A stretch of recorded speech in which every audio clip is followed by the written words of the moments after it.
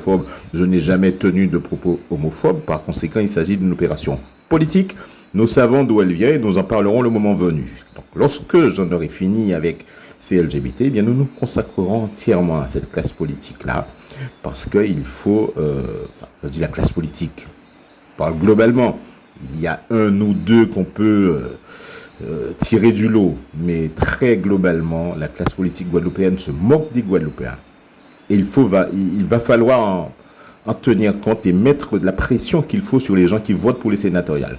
Comme nous ne votons pas directement, nous croyons toujours que ça ne nous concerne pas, eh bien non. Chaque conseiller municipal, conseiller régionaux, ce qu'on appelle les grands élus, ce sont des gens, ce sont vos voisins, ce sont des gens sur lesquels vous pouvez mettre la pression. Donc il faut dire qu'elles n'avaient pas tel monde sénateur, elles n'avaient pas tel monde sénateur. Et nous allons prendre notre part dans ce débat-là, qu'ils soient rassurés.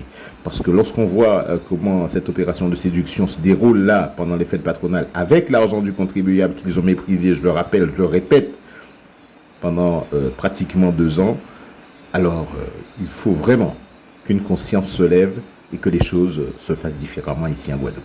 Allez, bon dimanche, bonne soirée à tous. Et la semaine va être agitée, on l'a dit.